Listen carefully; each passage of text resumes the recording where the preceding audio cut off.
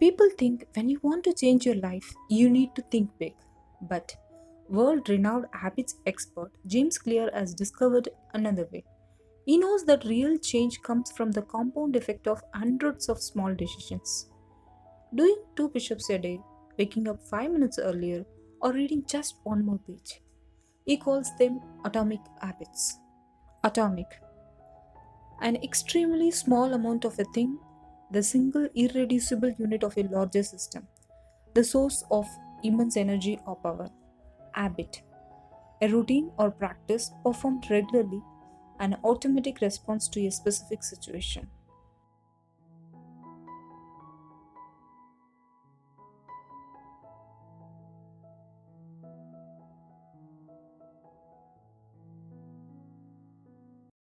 Part 1, the fundamentals. Why tiny changes make a big difference. Chapter 1, the surprising power of atomic habits. The fate of British cycling changed one day in 2003.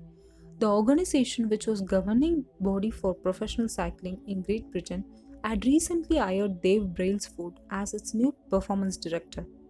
At the time, professional cyclists in Great Britain had endured nearly 100 years of mediocrity. Since 1908, British riders had won just a single gold medal at the Olympic Games, and they had fared even worse in cycling biggest race, the Tour de France.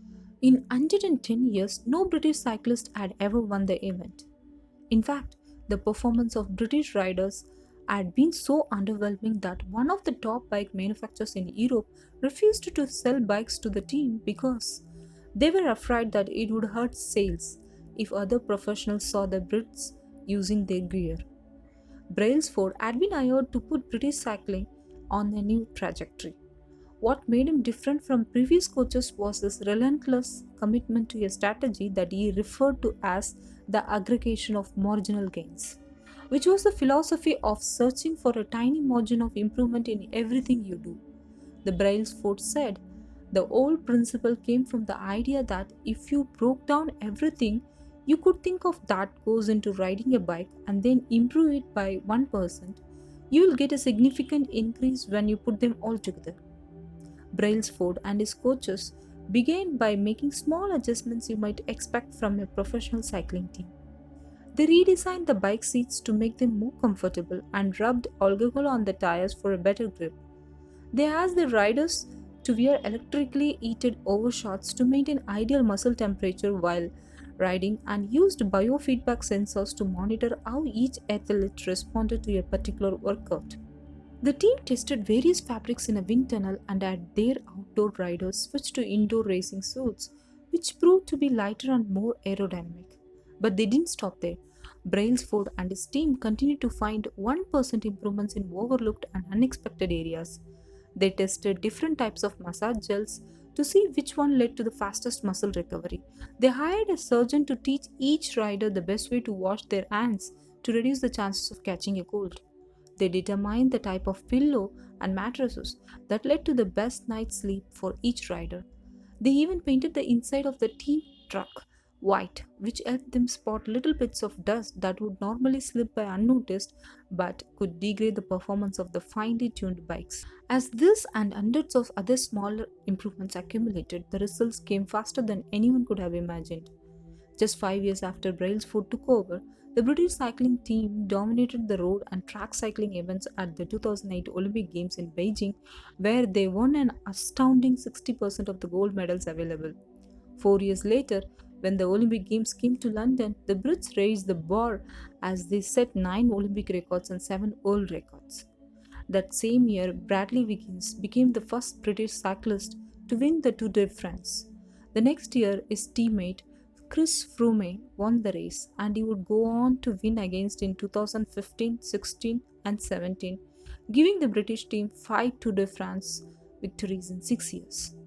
During the 10-year span from 2007 to 2017, British cyclists won 178 World Championships and 66 Olympic or Paralympic gold medals and captured 5 Tour de France victories in what is widely recorded as the most successful run in cycling history. How does this happen? How does a team of previously ordinary athletes transform into world champions with the tiny changes that, at first glance, would seem to make a modest difference at best? Why do small improvements accumulate into such remarkable results? And how can you replicate this approach in your own life? Why small habits make a big difference? It is so easy to overestimate the importance of one defining moment and underestimate the value of making small improvements on a daily basis. Too often, we convince ourselves that massive success requires massive action. Whether it is losing weight, building a business, writing a book, winning a championship, or achieving any other goal, we put pressure on ourselves to make some earth shattering improvement that everyone will talk about. Meanwhile, improving by 1% isn't particularly notable. Sometimes it isn't even noticeable, but it can be far more meaningful, especially in the long run. The difference a tiny improvement can make over time is astounding. Here's how the math works out. If you can get 1% better each day for 1 year, you will end up 37 times better by the time you are done. Conversely, if you get 1% worse each day for 1 year, you will decline nearly down to zero. What starts as a small win or a minor setback accumulates into something much more. Habits are the compound interest of self improvement. The same way that money multiplies through compound interest, the effects of your habits multiply as you repeat them. They seem to make little difference on any given day, and yet the impact they deliver over the months and years can be enormous. It is only when looking back 2, 5, or perhaps 10 years later that the value of good habits and the cost of bad ones becomes strikingly apparent. This can be difficult concept to appreciate in daily life. We often dismiss small changes because they don't seem to matter very much in the moment. If you save a little money now, you are still not a millionaire. If you go to the gym 3 days in a row, you are still out of shape. If you study Mandarin for an hour tonight, you still haven't learned the language. We make a few changes, but the results never seem to come quickly, and so we slide back into our previous routines. Unfortunately, the slow phase of transformation also makes it easy to let a bad habit slide. If you eat an unhealthy meal today, the scale doesn't move much. If you work late tonight and ignore your family, they will forgive you. If you procrastinate and put your project off until tomorrow, there will usually be time to finish it later. A single decision is easy to dismiss. But when we repeat 1% errors day after day by replicating poor decisions, duplicating tiny mistakes, and rationalizing little excuses, our small choices compound into toxic results. It is the accumulation of many missteps, a 1% decline here and there, that eventually leads to a problem. The impact created by a change in your habits is similar to the effect of shifting the route of an airplane by just a few degrees. Imagine you're flying from Los Angeles to New York City. If a pilot leaving from LAX adjusts the heading just 3.5 degrees south, you will land in Washington DC instead of New York. Such a small change is barely noticeable at takeoff. The nose of the airplane moves just a few feet, but when magnified across the entire United States, you end up hundreds of miles apart. Similarly, a slight change in your daily habits can guide your life to a very different destination. Making a choice that is 1% better or 1% worse seems insignificant in the moment, but over the span of moments that make up a lifetime, these choices determine the difference between who you are and who you could be. Success is the product of daily habits, not once in a lifetime transformations. That said, it doesn't matter how successful or unsuccessful you are right now. What matters is whether your habits are putting you on the path towards success. You should be far more concerned with your current trajectory than with your current results. If you are a millionaire but you spend more than what you earn each month, then you are on bad trajectory. If your spending habits don't change, it's not going to end well. Conversely, if you broke but you save a little bit every month, then you are on the path toward financial freedom, even if you are moving slower than you would like. Your outcomes are a lagging measure of your habits. Your net worth is a lagging measure of your financial habits. Your weight is a lagging measure of your eating habits. Your knowledge is a lagging measure of your learning habits. Your clutter is a lagging measure of your cleaning habits. You get what you repeat. If you want to predict where you will end up in life, all you have to do is follow the curve of tiny gains or tiny losses and see how your daily choices will compound 10 or 20 years down the line. Are you spending less than you earn each month? Are you making it into the gym each week? Are you reading books and learning something new each day? Tiny battles like this are the ones that will define your future self. Time magnifies the margin between success and failure. It will multiply whatever you feed it. Good habits make time your ally. Bad habits make time your enemy. Habits are a double edged sword. Bad habits can cut you down just as easily as good habits can build you up, which is why understanding the details is crucial. You need to know how habits work and how to design them to your liking so you can avoid the dangerous off of the blade. Your habits can compound for you or against you. Let's see. Positive compounding. Productivity compounds. Accomplishing one extra task is a small feat on any given day, but it counts for a lot over an entire career. The effect of automating an old task or mastering a new skill can be even greater. The more tasks you can handle without thinking, the more your brain is free to focus on other areas. Knowledge compounds. Learning one new idea won't make you a genius, but a commitment to lifelong learning can be transformative. Furthermore, each book you read not only teaches you something new but also opens up different ways of thinking about old ideas. As Warren Buffett say, that's how knowledge works. It builds up like compound interest. Relationship compound. People reflect your behavior back to you. The more you help others, the more others want to help you. Being a little bit nicer in each interaction can result in a network of broad and strong connections over time. About negative compounding. Stress compounds. The frustration of a traffic jam, the weight of parenting responsibilities, the worry of making ends meet, the strain of slightly high blood pressure.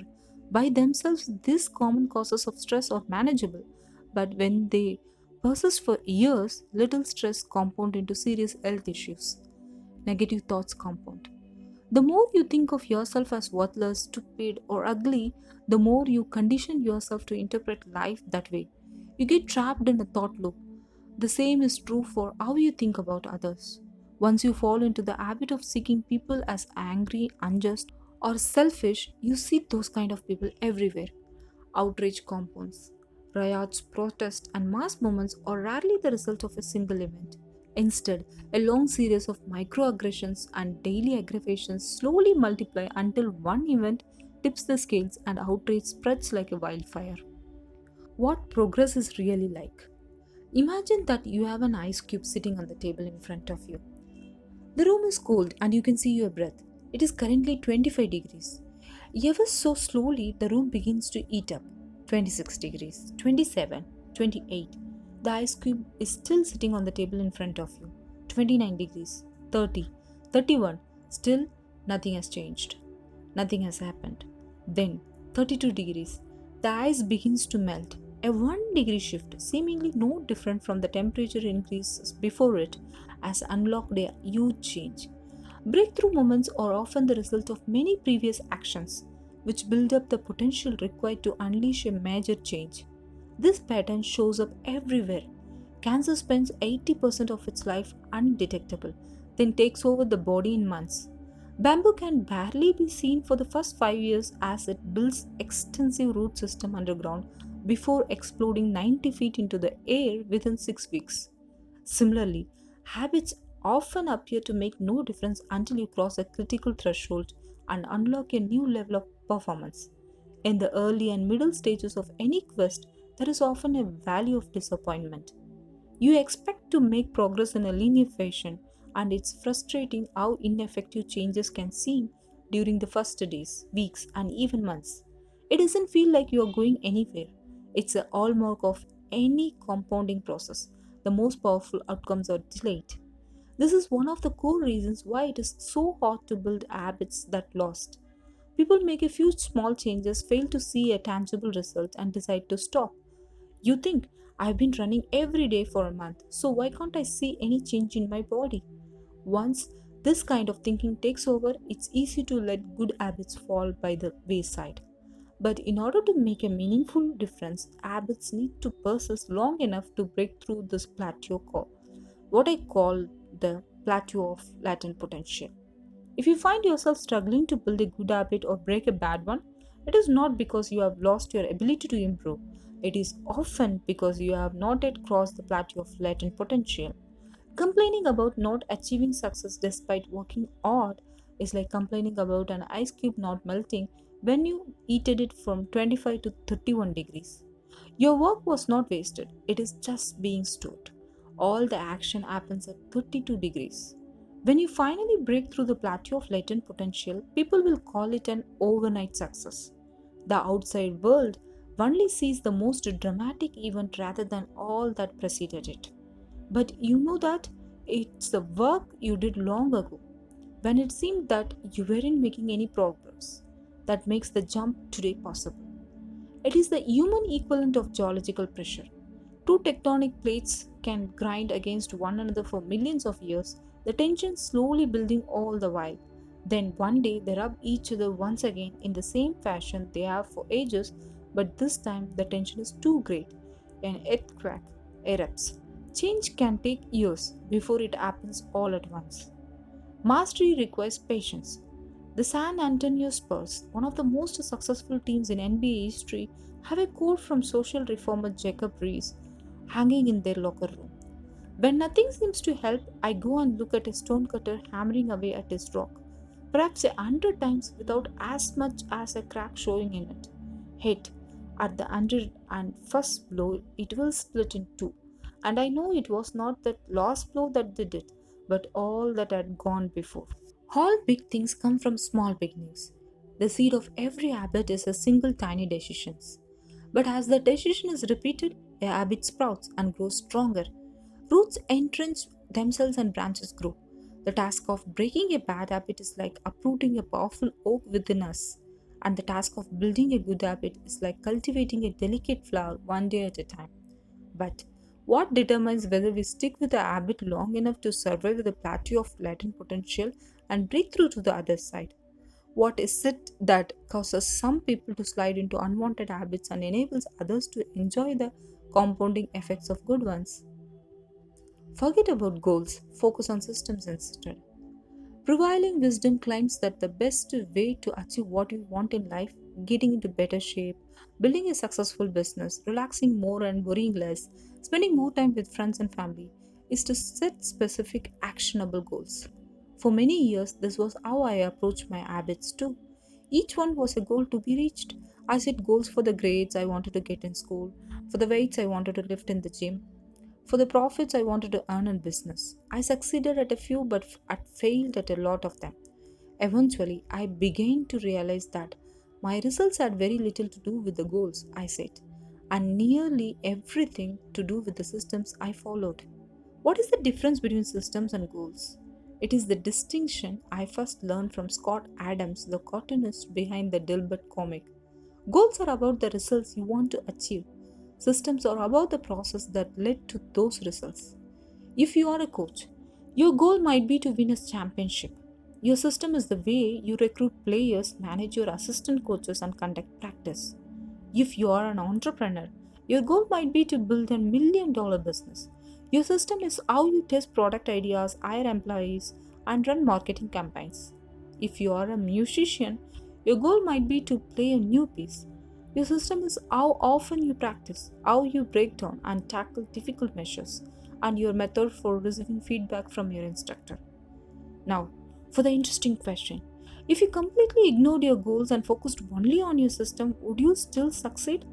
For example, if you were a basketball coach and you ignored your goal to win a championship and focused only on what your team does at practice each day, would you still get results?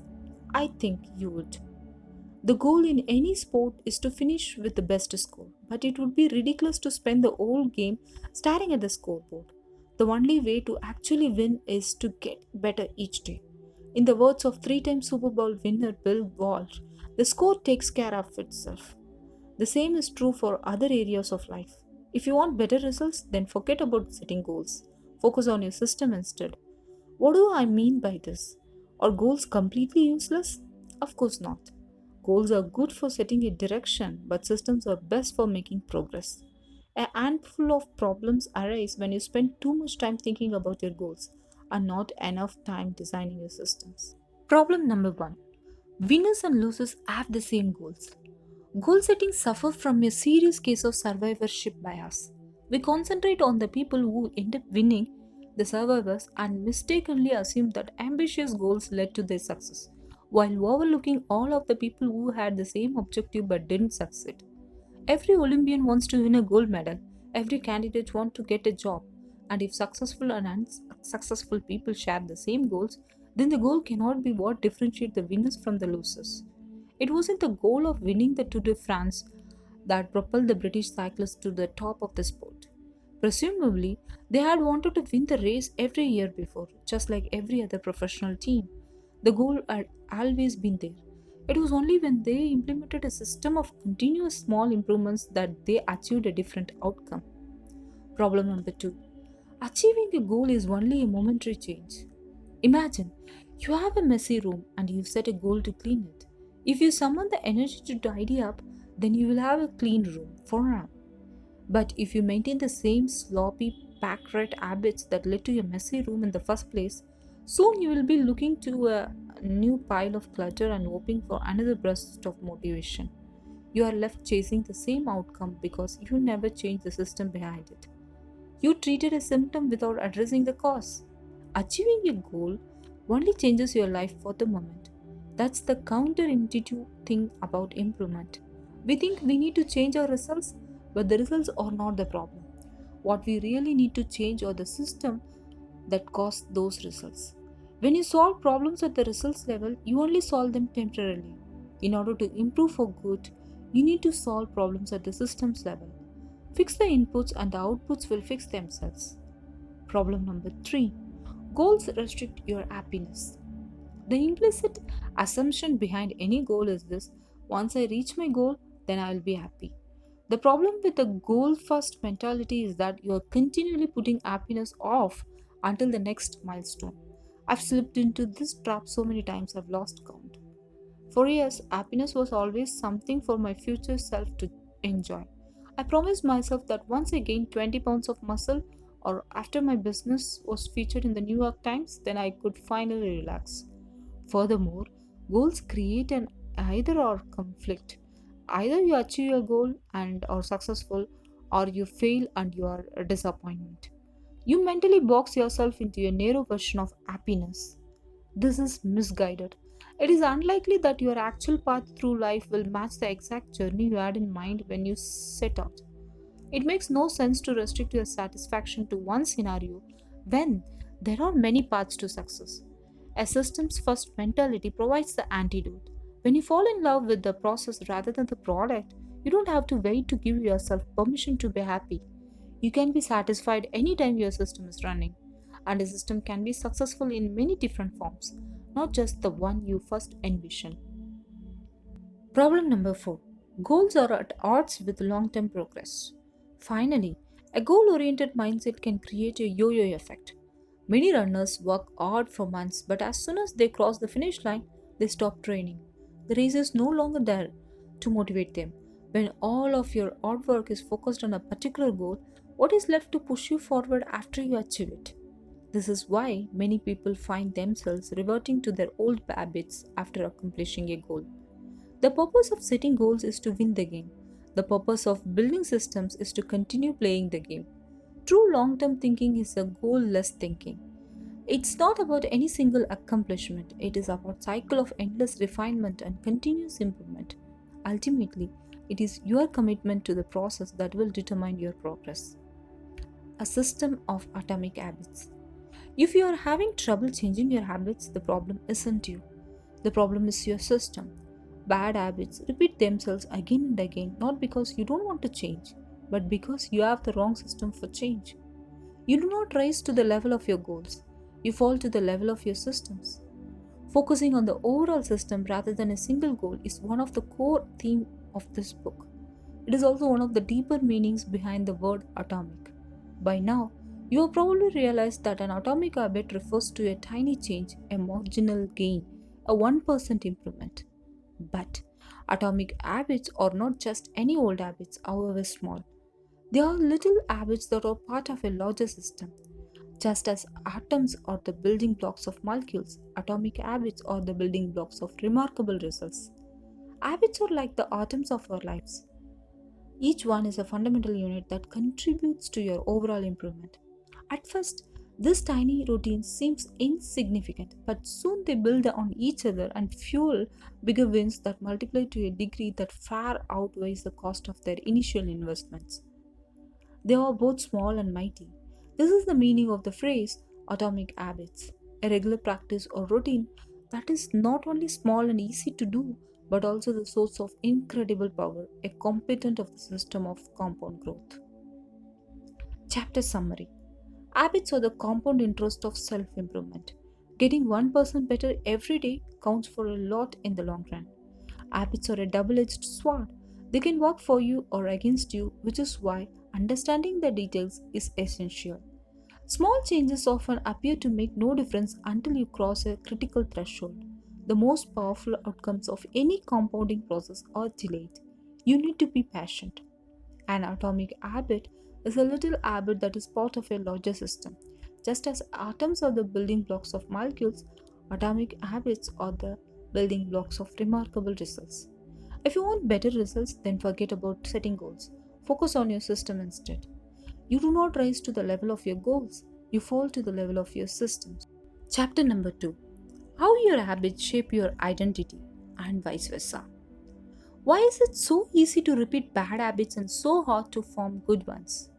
Few things can have a more powerful impact on your life than improving your daily habits. And yet, it is likely that this time next year you will be doing the same thing rather than something better.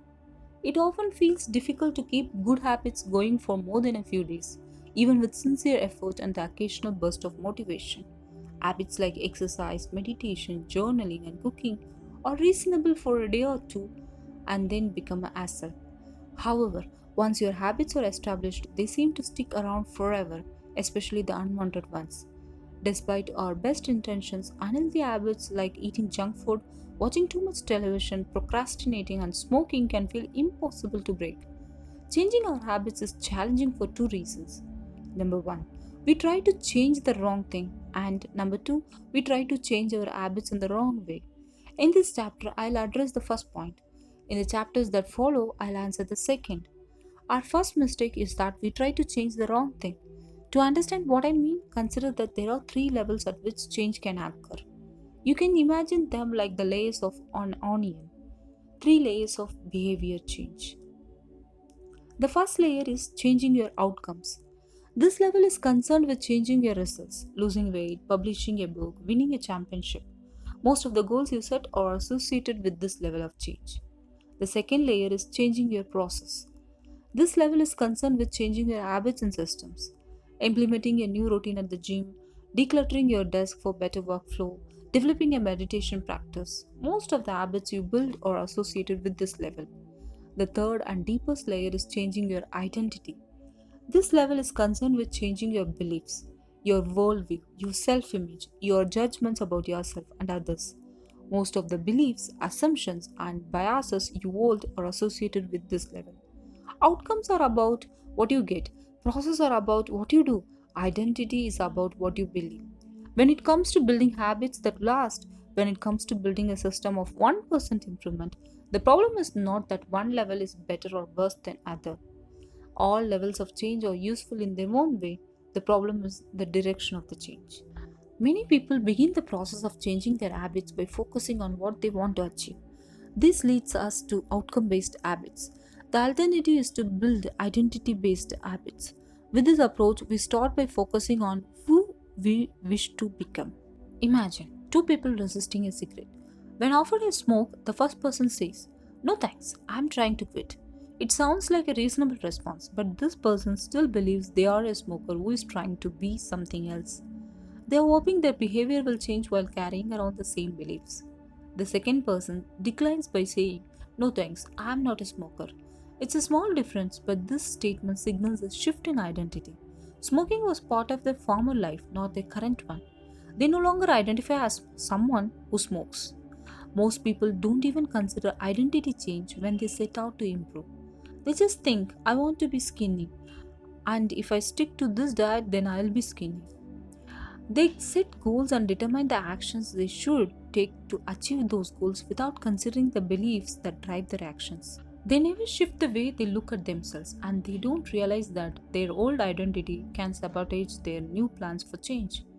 Behind every system of actions or a system of beliefs, the system of a democracy is founded on beliefs like freedom, majority rule, and social equality. The system of a dictatorship has a very different set of beliefs like absolute authority and strict obedience. You can imagine many ways to try to get more people to vote in a democracy, but such behavior change would never get off the ground in dictatorship. That's not the identity of the system. Voting is a behavior that is impossible under a certain set of beliefs. A similar pattern exists whenever we are discussing individuals, organizations, or societies. There are a set of beliefs and assumptions that shapes the system and identity behind the habits. Behavior that is incongruent with the self will not last. You may want more money, but if your identity is someone who consumes rather than creates, then you will continue to be pulled toward spending rather than earning. You may want better health, but if you continue to prioritize comfort over accomplishment, you will be drawn to relaxing rather than training. It's odd to change your habits if you never change the underlying beliefs that led to your past behavior. You have a new goal and new plan, but you haven't changed who you are. The story of Brent Clark, an entrepreneur from Boulder, Colorado, provides a good example. For as long as I can remember, I have chewed my fingernails. Clark told me. It started as a nervous habit when I was young and then morphed into an undesirable grooming ritual. One day, I resolved to stop chewing my nails until they grew out a bit. Through mindful willpower alone, I managed to do it. Then, Clark did something surprising. I asked my wife to schedule my first ever manicure, he said. My thought was that if I started paying to maintain my nails, I wouldn't chew them. And it worked, but not for the monetary reason. What happened was the manicure made my fingers look really nice for the first time. The manicurist even said that other than the chewing, I had really healthy, attractive nails. Suddenly, I was proud of my fingernails. And even though that's something I had never aspired to, it made all the difference. I've never chewed my nails since, not even a single close call. And it's because I now take pride in properly caring for them. The ultimate form of intrinsic motivation is when a habit becomes part of your identity. It's one thing to say, I am the type of person who wants this. It's something very different to say, I'm the type of person who is this. The more pride you have in a particular aspect of your identity, the more motivated you will be to maintain the habits associated with it. If you are proud of how your hair looks, you'll develop all sorts of habits to care for and maintain it. If you are proud of the size of your biceps, you will make sure you never skip an upper body workout. If you are proud of the scarves you knit, you will be more likely to spend hours knitting each week. Once your pride gets involved, you will fight tooth and nail to maintain your habits. True behavior change is identity change. You might start a habit because of motivation, but the only reason you will stick with one is that it becomes part of your identity. Anyone can convince themselves to visit the gym or eat healthy once or twice. But if you don't shift the belief behind the behavior, then it is odd to stick with long term changes. Improvements are only temporary until they become part of who you are. The goal is not to read a book, the goal is to become a reader. The goal is not to run a marathon, the goal is to become a runner. The goal is not to learn an instrument, the goal is to become a musician. Your behaviors are usually a reflection of your identity. What you do is an indication of the type of person you believe that you are, either consciously or non consciously. Research has shown that once a person believes in a particular aspect of their identity, they are more likely to act in alignment with that belief. For example, people who identified as being a voter were more likely to vote than those who simply claimed voting was an action they wanted to perform. Similarly, the person who incorporates exercise into their identity doesn't have to convince themselves to train. Doing the right thing is easy, after all, when your behavior and your identity are fully aligned. You're no longer pursuing behavior change. You're simply acting like the type of person you already believe yourself to be. Like all aspects of habit formation, this too is a double edged sword. When working for you, identity change can be a powerful force for self improvement. When working against you, though identity change can be a curse. Once you have adapted an identity, it can be easy to let your allegiance to it impact your ability to change. Many people walk through life in a cognitive slumber, blindly following the norms attached to their identity. I'm a terrible with directions. I'm not a morning person. I'm bad at remembering people's names. I'm always late. I'm not good with technology. I'm horrible at math. And a thousand other variations.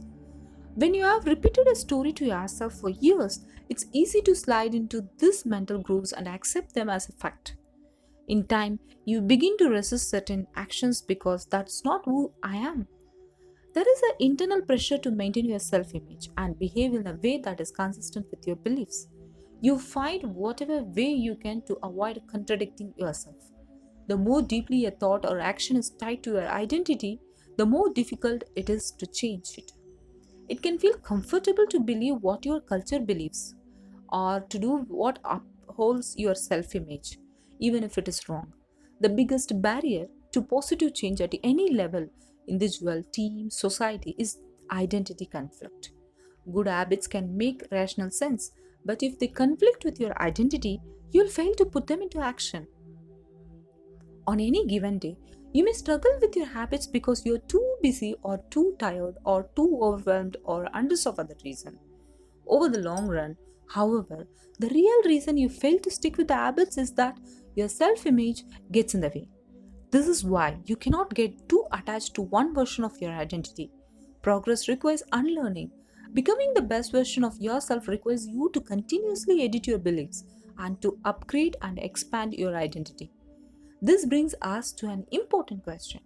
If your beliefs and world view play such an important role in your behavior, where do they come from in the first place?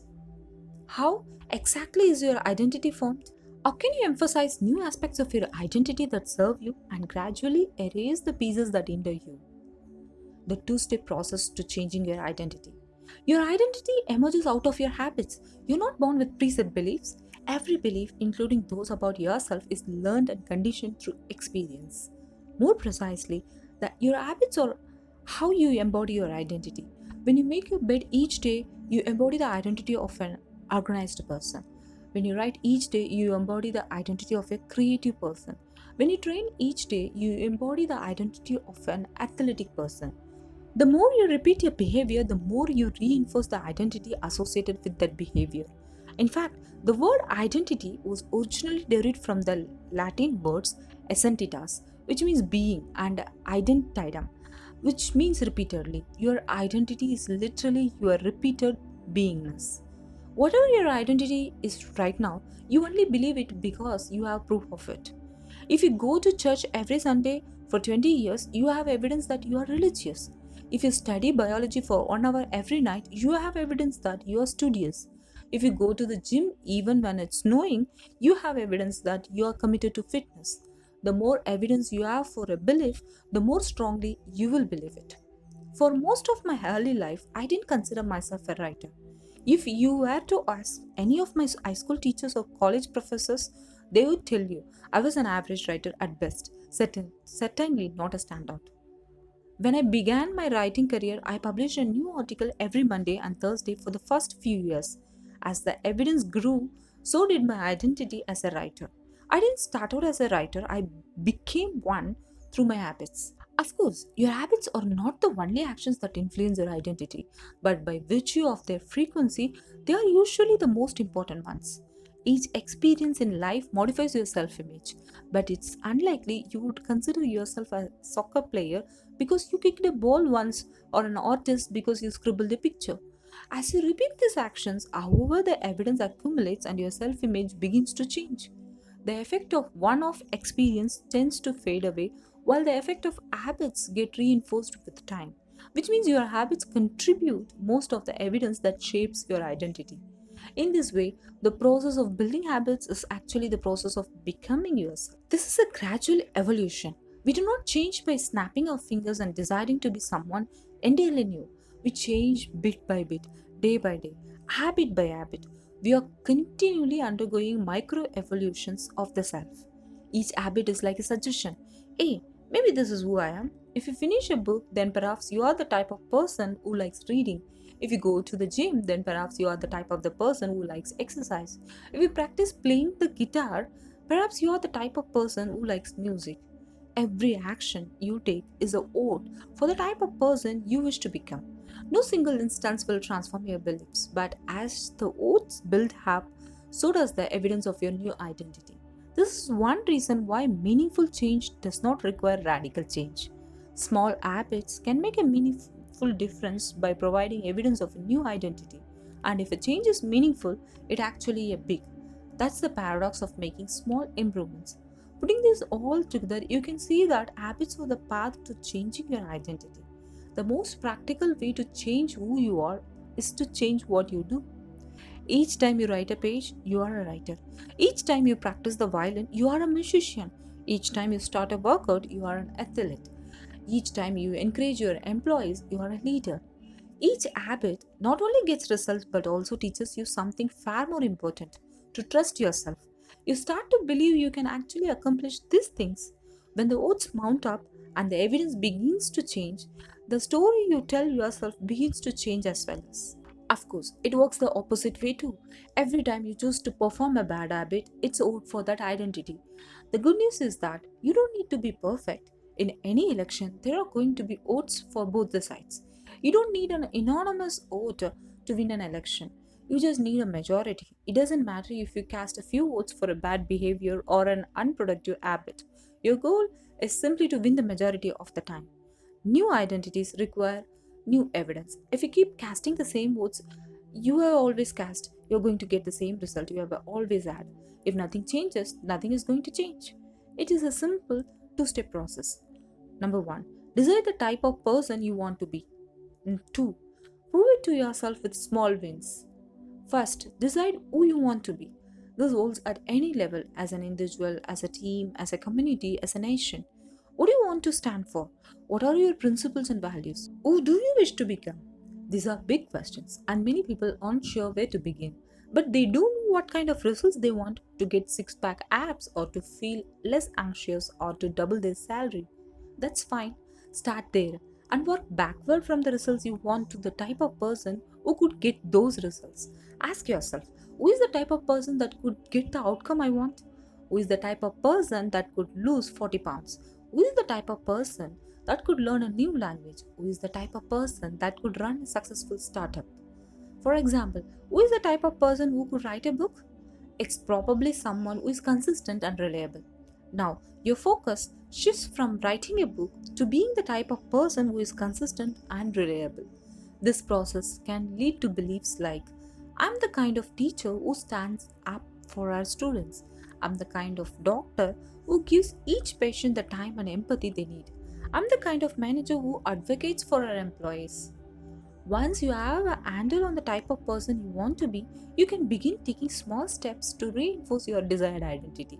I have a friend who lost over 100 pounds by asking herself, what would a healthy person do? All day long, she would use this question as a guide. Would a healthy person walk or take a cab? Would a healthy person order a burrito or a salad?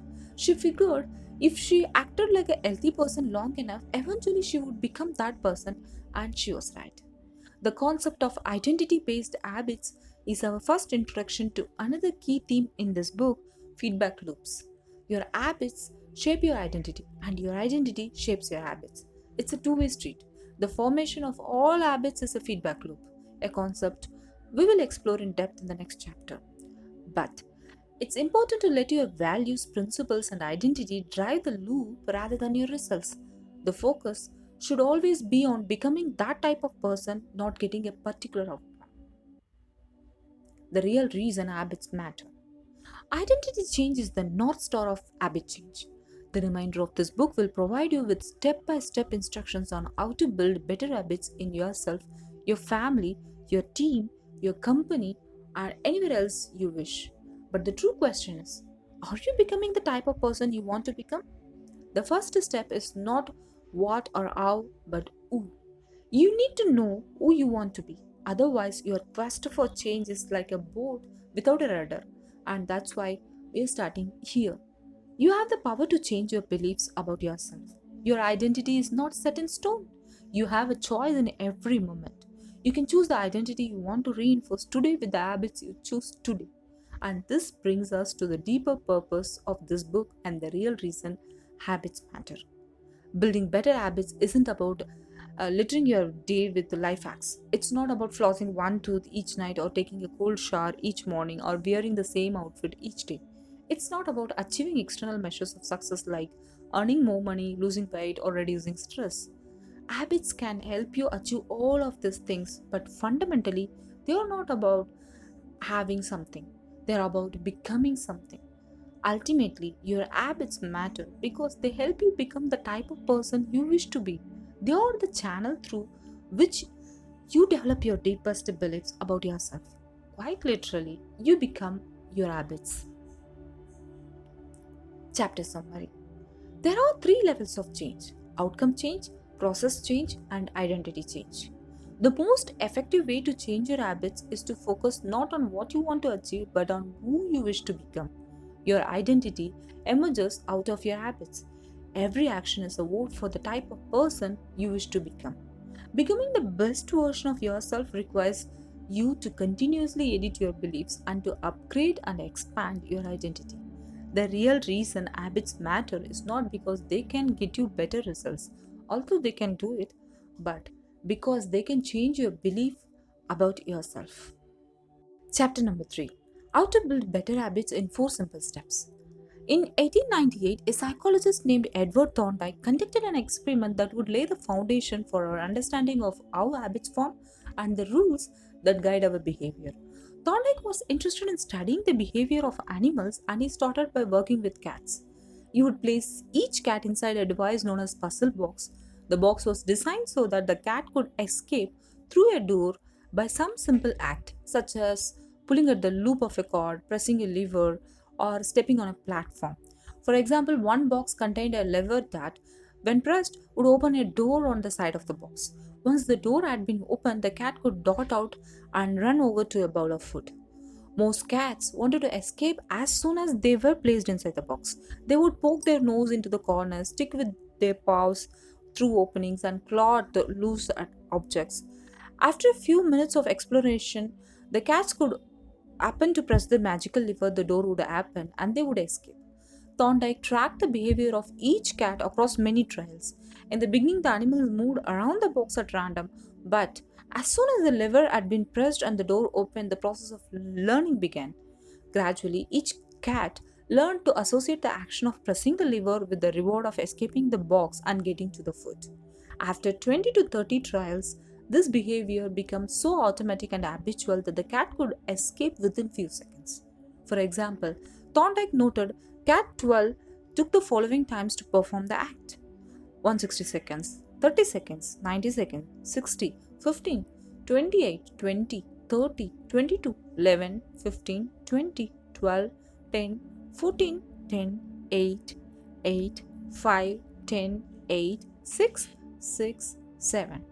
During the first 3 trials, the cat escaped in an average of 1.5 minutes. During the last 3 trials, it escaped in an average of 6.3 seconds. With practice, each cat made fewer errors and their actions became quicker and more automatic. Rather than repeat the same mistakes, the cat began to cut straight to the solution. From his studies, the Thorndike described the learning process by stating behaviors followed by satisfying consequences tend to be repeated, and those that produce unpleasant consequences are less likely to be repeated. His work provides a perfect starting point for discussing how habits form in our own lives. It also provides answers to some fundamental questions like what are habits and why does the brain bother building them at all? Why your brain builds habits? A habit is a behavior that has been repeated enough times to become automatic. The process of habit formation begins with trial and error. Whenever you encounter a new situation in life, your brain has to make a decision. How do I respond to this? The first time you come across a problem, you are not sure how to solve it. Like Thorndike's cat, you're just trying things out to see what works. Neurological activity in the brain is high during this period. You're carefully analyzing the situation and making conscious decisions about how to act. You're taking in tons of new information and trying to make sense of it all. The brain is busy learning the most effective course of action. Occasionally, like a cat pressing on a lever, you stumble across a solution. You're feeling anxious and you discover that going for a run calms you down. You're mentally exhausted from a long day of work and you learn that playing video games relaxes you. You are exploring, and then bam, a reward. After you stumble upon an unexpected reward, you alter your strategy for the next time. Your brain immediately begins to catalog the events that preceded the reward. Wait a minute, that felt good. What did I do right before that? This is the feedback loop behind all human behavior. Try, fail, learn, try differently. With practice, the useless moments fade away and the useful actions get reinforced. That's a habit forming. Whenever you face a problem repeatedly, your brain begins to automate the process of solving it. Your habits are just a series of automatic solutions that solve the problems and stresses you face regularly. As behavioral scientist Jason Hera writes, habits are simply reliable solutions to recurring problems in our environment. As habits are created, the level of activity in the brain decreases. You learn to lock in on the cues that predict success and tune out everything else. When a similar situation arises in the future, you know exactly what to look for. There is no longer a need to analyze every angle of the situation. Your brain skips the process of trial and error and creates a mental rule. If this, then that. These cognitive scripts can be followed automatically whenever the situation is appropriate. Now, whenever you feel stressed, you get the itch to run. As soon as you walk in the door from work, you grab the video game controller. A choice that once required effort is now automatic. A habit has been created. Habits are mental shortcuts learned from experience. In a sense, habit is just a memory of the steps you previously followed to solve a problem in the past. Whenever the conditions are right, you can draw on this memory and automatically apply the same solution. The primary reason the brain remembers the past is to better predict what will occur in the future. Habit formation is incredibly useful because the conscious mind is the bottleneck of the brain. It can only pay attention to one problem at a time. As a result, your brain is always working to preserve your conscious attention for whatever task is most essential. Whenever possible, the conscious mind likes to pawn off tasks to the non conscious mind to do automatically. This is precisely what happens when a habit is formed. Habits reduce cognitive load and free up mental capacity so you can allocate your attention to other tasks. Despite their efficiency, some people still wonder about the benefits of habits. The argument goes like this: will habits make my life dull? I don't want to pigeonhole myself into a lifestyle I don't enjoy. Doesn't so much routine take away the vibrancy and spontaneity of life? Hardly. Such questions set up a false dichotomy. They make you think that you have to choose between building habits and attaining freedom. In reality, the two complement each other. The habits do not restrict freedom, they create it. In fact, the people who don't have their habits handled are often the ones with the least amount of freedom. Without good financial habits, you'll always be struggling for the next dollar. Without good health habits, you'll always seem to be short on energy. Without good learning habits, you'll always feel like you are behind the curve. If you're always being forced to make decisions about simple tasks, when should I work out? Where do I go to write? When do I pay the bills? Then you have less time for freedom. It's only by making fundamentals of life easier that you can create the mental space needed for free thinking and creativity. Conversely, when you have your habits dialed in and the basics of life are handled and done, your mind is free to focus on new challenges and master the next set of problems. Building habits in the present allows you to do more of what you want in the future. The science of how habits work.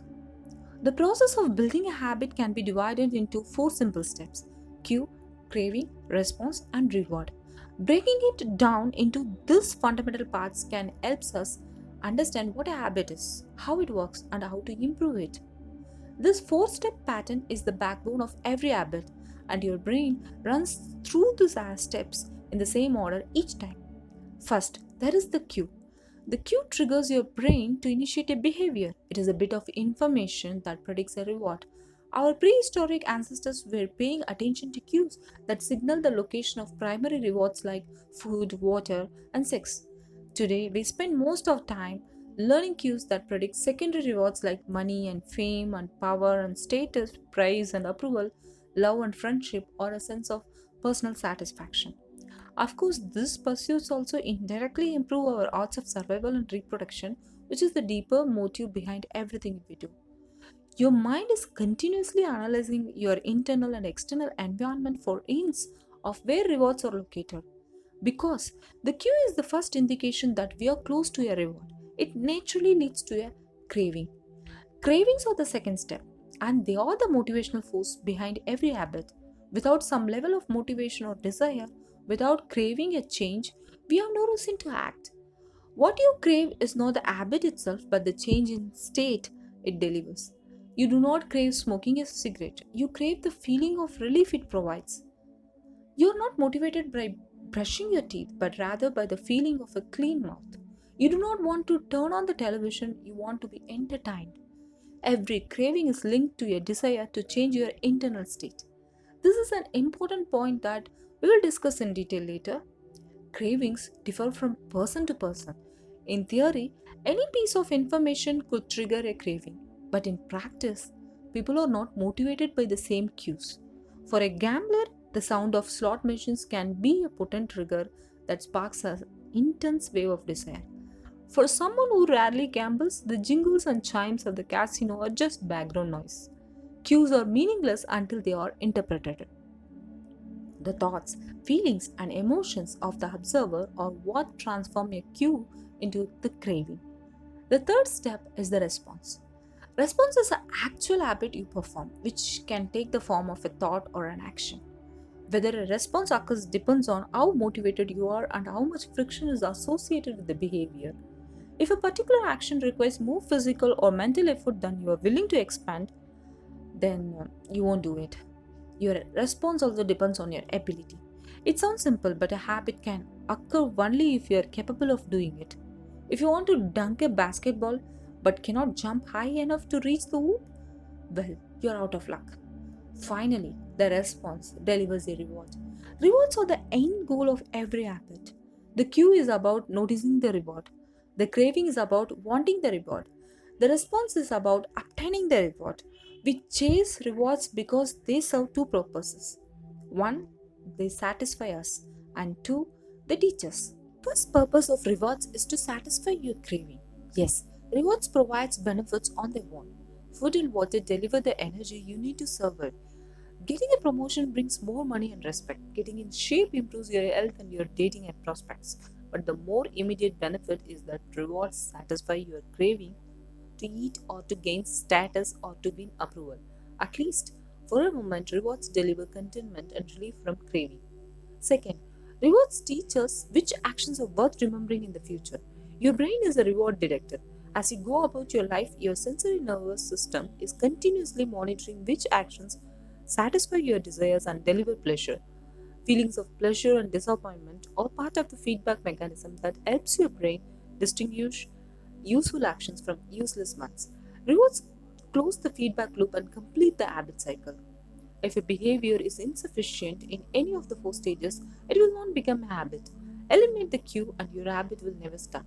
Reduce the craving and you won't experience enough motivation to act. Make the behavior difficult and you won't be able to do it. And if the reward fails to satisfy your desire, then you will have no reason to do it again and in future. Without the first three steps, a behavior will not occur. Without all four, a behavior will not be repeated. The habit loop. In summary, the cue triggers a craving, which motivates a response, which provides a reward, which satisfies the craving, and ultimately becomes associated with the cue. Together, these four steps form a neurological feedback loop: cue, craving, response, reward, cue, craving, response, reward, that ultimately allows you to create automatic habits. This cycle is known as the habit loop. This four-step process is not something that happens occasionally, but rather it is an endless feedback loop that is running and active during every moment you are alive, even now. The brain is continually scanning the environment, predicting what will happen next, trying out different responses, and learning from the results. The entire process is completed in a split second, and we use it again and again without realizing everything that has been packed into the previous moment. We can split these four steps into two phases: the problem phase and the solution phase. The problem phase includes the cue and the craving, and it is when you realize that something needs to change. The solution phase includes the response and the reward, and it is when you take action and achieve the change you desire. Now, problem phase, cue and craving. The solution phase is response and reward. All behavior is driven by the desire to solve a problem. Sometimes the problem is that you notice something good and you want to obtain it. Sometimes the problem is that you are experiencing pain and you want to relieve it. Either way, the purpose of every habit is to solve the problems you face. In the table on the following page, you can see a few examples of what this looks like in real life. Imagine walking into a dark room and flipping on the light switch. You have performed this simple habit so many times that it occurs without thinking. You proceed through all four stages in the fraction of a second. The urge to act strikes you without thinking. Problem phase. Cue. Your phone buzzes with a new text message. And the craving, you want to learn the contents of the message. Solution phase. The response. You grab your phone and read the text. Reward. You satisfy your craving to read the message. Grabbing your phone becomes associated with your phone buzzing. Second example. Problem phase. Cue. You're answering emails. Craving. You begin to feel stressed and overwhelmed by work. You want to feel in control. Solution phase. Response. You bite your nails. Reward. You satisfy your craving to reduce stress. Biting your nails become associated with answering email. Third example. Problem phase. Cue. You wake up. Craving. You want to feel alert. Solution phase. Response. You drink a cup of coffee. Reward. You satisfy your craving to feel alert. Drinking coffee becomes associated with waking up. Example number 4. Problem phase. Cue. You smell a donut shop as you walk down the street near your office. Craving. You begin to crave a donut. And solution phase. Response. You buy a donut and eat it. Reward. You satisfy your craving to eat a donut. Buying a donut becomes associated with walking down the store near your office. Example number 5. Problem phase. Cue. You hit a stumbling block on a project at work. Craving. You feel stuck and want to relieve your frustration. Solution phase. Response. You pull your phone and check social media. Reward. You satisfy your craving to feel relieved. Checking social media becomes associated with feeling stalled at work. Example number 6. Problem phase. Cue. You walk into a dark room. Craving. You want to be able to see. Solution phase. Response. You flip the light switch. Reward. You satisfy your craving to see. Turning on the light switch becomes associated with being in a dark room. By the time we become adults, we rarely notice the habits that are running our lives. Most of us never give a second thought to the fact that we tie the same shoe first each morning, or unplug the toaster after each use, or always change into comfortable clothes after getting home from work. After decades of mental programming, we automatically slip into these patterns of thinking and acting. The 4 laws of behavior change. In the following chapters, we will see time and again how the 4 stages of cue, craving, response, and reward influence nearly everything we do each day. But before we do that, we need to transform these 4 steps into a practical framework that we can use to design good habits and eliminate bad ones. I refer to this framework as the 4 laws of behavior change, and it provides a simple set of rules for creating good habits and breaking bad ones.